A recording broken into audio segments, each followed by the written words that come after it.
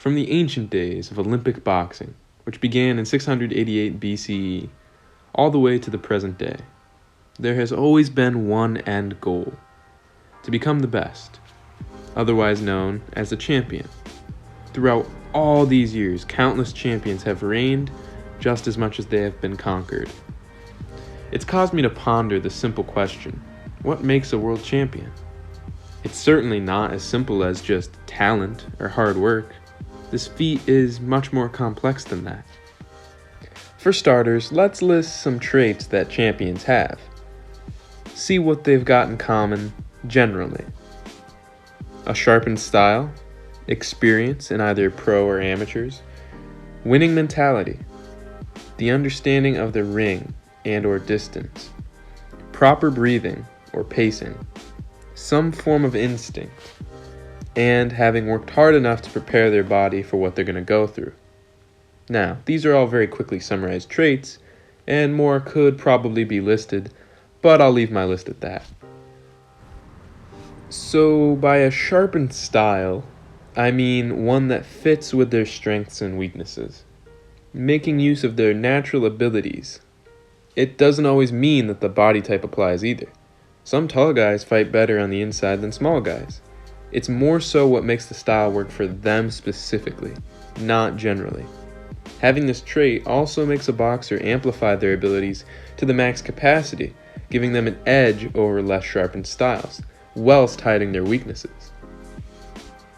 As for experience, it just offers them tricks and methods to deal with their current fight, giving them many different ways of dealing with their opponent's style of offense and defense.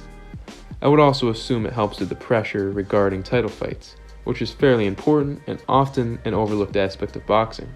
Some champions win the fight before the fight even starts by getting in the challenger's head. Avoiding this is a key component to achieving a championship status. Next up is winning mentality. It could be a negative trait if it leads to underestimating the foe in front of them or causes the fighter to neglect training. However, when it's just a confidence thing and has been proven in the past by several victories, it can truly push a challenger to the status of champion. A lot of champions said that they were the best, the most vicious, or that they'd be champion well before they actually achieved it. So this mindset means quite a lot when it comes to becoming a champion. Don't take it from just me though.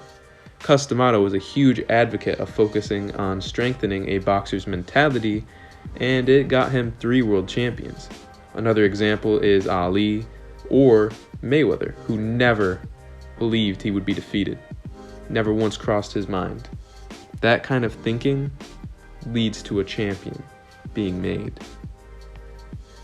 Understanding of the ring and distance is pretty self-explanatory, mainly having the ability to stay at your preferred range and not get cornered or put against the ropes.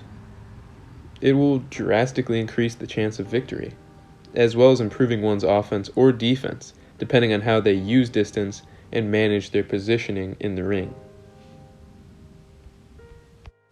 Proper pacing or breathing is a part of the sport that many don't pay attention to, especially for people who've never sparred or fought before. Being able to pace yourself is extremely important when fighting for 12 rounds. The last thing you want in a fight is to get tired. Being able to take advantage of an opponent's lack of stamina or pacing is a potential path to victory. It also means in some cases that a boxer can outwork an opponent by just having superior cardio. Next up, instincts. These can be interpreted in many ways. Some claim that it's a bad thing to rely on instinct, and it creates bad habits. While this can be true in some cases, instincts can very well change the tide of a fight. I believe that there's 3 distinct types of instincts, each with different strengths and weaknesses. The first one is killer instincts, by far the most offensive of the bunch. Killer instincts give the fighter an almost superhuman ability to not only intimidate, but ruthlessly attack their opponent with bad intentions. Think of Sonny Liston, Roberto Duran, Mike Tyson, Tommy Hearns, Jack Dempsey. The list could go on and on. The only flaw to this is that it can have terrible consequences outside of the ring. Or it could lead to them falling off when they're not as healthy or in their prime, because it's a very taxing instinct to have and to rely on. The second is survival instincts. Having this one almost always benefits a defensive fighter or an outfighter. They almost always seem to know where to move to stay out of danger. They're very hard to put away, and when hurt, their instincts kick into high gear. Examples would be Floyd Mayweather, Sugar Ray Leonard, and Muhammad Ali. This style can have consequences later on in your career because while you may have survived the fight, you were taking an extreme amount of damage in order to do so. Other than that, though, it is quite a useful set of instincts to have. Last but not least, we have pure instincts. Pure instinct is like a God-gifted talent to understanding head movement and rhythm. These fighters will be able to use unorthodox tactics, like throwing punches from ridiculous angles, or even dodging punches with their hands down. Pure instinct is like an in-between of killer and survival instinct. Examples would be Roy Jones Jr., Prince Nassim, and Emmanuel Augustus. The weakness to this is that it's high risk, high reward. One wrong move and it's lights out. Now, to some extent, these instincts can be acquired through training enough or experience. However, the natural born ones will always be a step ahead. So if one is lacking instinct, put work into other attributes to even the odds. Lastly, having worked hard enough to prepare their body for a high-level fight.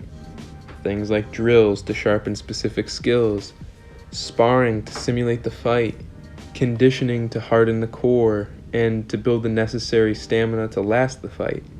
It's this simple aspect that can be done wrong, which will ruin the fighter. So it must be a very high priority aspect of the game, especially if you have championship intentions.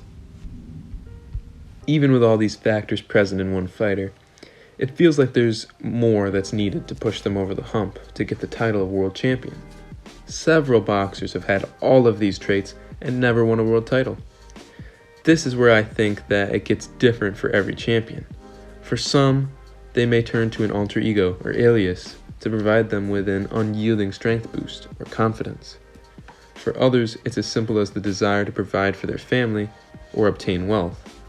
Some will believe that they were destined for greatness, and alternatively, some will work harder than any other to give themselves the champion level confidence. A few are motivated by grief to rise to the occasion. For many, it's just all they've ever been good at. Lots may have come from a harsh upbringing or lived and rose out of poverty. Whatever unique factor is motivating them, it's this that defines someone as an individual capable of achieving a world title. This inner flame can push them to new heights over and over again. Other than an individual factor, the type of training and the people that a boxer is surrounded with are also important to mention. Without a good coach, many problems can arise. Shorter longevity from too much hard sparring, rising in the ranks too quickly or slowly, inadequate or downright ineffective training methods, cherry-picking opponents, poor relationships, poor communication, and it could go on and on. Having a solid coach and a good staff that is looking out for your well-being, that is what makes champions successful and allows them to maintain their championship.